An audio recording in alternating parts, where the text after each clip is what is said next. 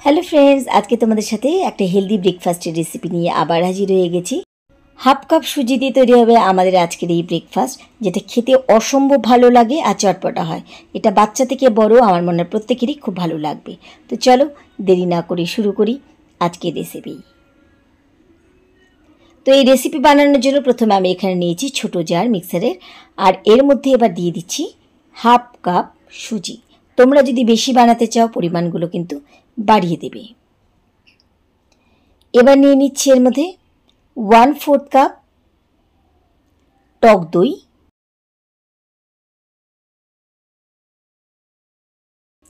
সাথে দিচ্ছি হাফ চামচ নুন, এবার দিচ্ছি 1 চামচ চিনি, আর এবার দিচ্ছি 1/4 টিস্পুন বেকিং সোডা বা খাবার সোডা। এবার খুব ভালোভাবে সবগুলোকে একসাথে মিশিয়ে নিচ্ছি। যদি মেশানোর সময় মনে হয় যে জল একটুখানি লাগবে, তাহলে খুব সামান্য পরিমাণে জল ঢেলে এখানে মিশিয়ে নিতে পারো। আর এখানে নিচ্ছি আমি একটা ছোট্ট সাইজের প্লেট। তোমরা থালা, প্লেট বা বাটি যে কোনো কিছুতে এটা বসাতে পারো। এবার প্লেট আমি এখানে নিয়েছি, আর এর মধ্যে নিয়ে নিচ্ছি এবার 1 ফোঁটা সাদা তেল। তোমরা তেল, ঘি, বাটার যে কোনো কিছু এখানে ব্রাশ করতে পারো। এবার থালা সব জায়গাতে একটুখানি তেল মাখিয়ে নিচ্ছি। এটাতে যে জিনিসটা আমরা বানাচ্ছি সেটা খুব তাড়াতাড়ি কিন্তু খুলে চলে আসবে। এবার এর মধ্যে পুরো সুজির ব্যাটার ঢেলে দিচ্ছি।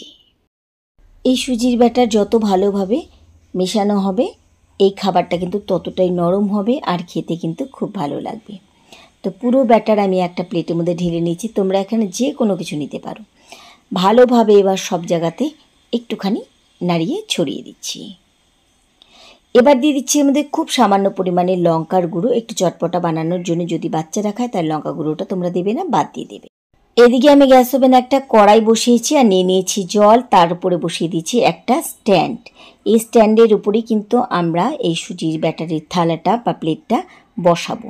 এমন করে জল দেবে যেন প্লেট বা বাটি যেটাও বসাও না কেন সেটা যেন জলে তলাটা ঠেকে, উপরে যেন না চলে আসে, তাহলে কিন্তু উপরে জল ছিটে আসলে জিনিসটা নষ্ট হয়ে যাবে। এবার আমি ঢাকা দিয়ে ফ্লেম বাড়িয়ে হাই ফ্লেমে 5 মিনিট ফুটিয়ে নিচ্ছি। এটা তৈরি হতে কিন্তু 5 মিনিটের বেশি সময় লাগে না। তো আমি এখানে 5 মিনিট ফুটিয়ে নিয়েছি। এবার আমি গ্যাস ওভেন বন্ধ করে দিচ্ছি, কেন অনেকটাই কিন্তু এখানে আমার ফুলে গেছে। দেখো, ঢাকা আমি সরিয়ে দিলাম আর আমি গ্যাস ওভেন বন্ধ করে দিয়েছি। এর মধ্যে পুরো কিন্তু একদম রেডি হয়ে গেছে। এবার আমি কি করব, এটাকে ঠান্ডা হতে দিচ্ছি। ঠান্ডা করে নিয়েছি আমি এখানে। এবার একটা ছুরি দিয়ে, এটা কিন্তু পুরো একদম হয়ে গেছে, একটু চাপ দিলে কিন্তু এটা সরে আসবে, তবুও আমি একটা ছুরি দিয়ে এবার সাইজ মতন এটাকে কেটে নিচ্ছি। তোমরা যেমন খুশি এখানে শেপ দিতে পারো। তোমরা চাইলে চারকোনা বানাতে পারো, বা আমি যেমন ত্রিকোণ আকারে বানাচ্ছি ঠিক তেমনভাবে কিন্তু কেটে নিতে পারো। কতগুলো পিস বানাবে এটা পুরোপুরি তোমাদের পছন্দ। চাইলে তোমরা বড় বড় টুকরো করে কম পিস বানাতে পারো, তবে আমি এখানে অনেকগুলোই বানাচ্ছি। তো এভাবে আমি পুরোটাকে কেটে নিচ্ছি।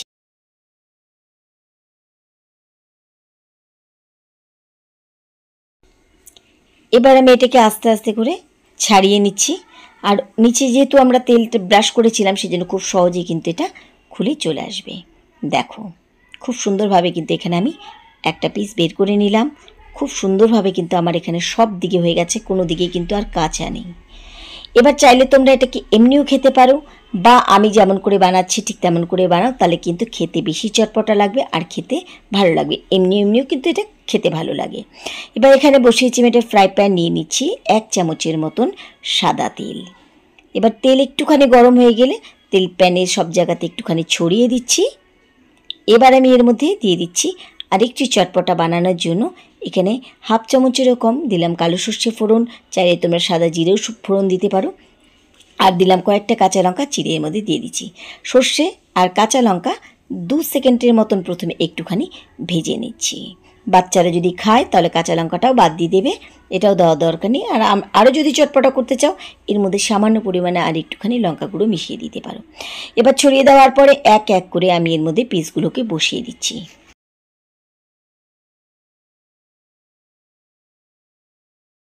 বেশিক্ষণ না, বাস 2 মিনিট খালি এপিট ওপিট একটুখানি ভেজে নিলেই আমাদের হয়ে যাবে। এটাকে অনেকক্ষণ ধরে ভাজার দরকার নেই, লাল করার দরকার নেই, খালি এপিট ওপিট একটুখানি এই সর্ষে ফোড়নের সাথে ভেজে নিলে এই ফ্লেভারের সাথে খেতে কিন্তু খুব ভালো লাগে।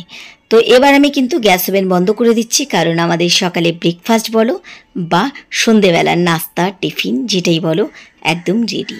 খেতে এতটা ভালো হয় যে তোমরা বাড়িতে কিন্তু অবশ্যই একদিন ট্রাই করে দেখো। সবাই কিন্তু এটা খেয়ে খুব আনন্দ পাবে। আর সবথেকে বড় কথা কি, একটা টুকরো খেলে পরে কিন্তু পেট অনেকক্ষণ ধরে ভরে থাকে।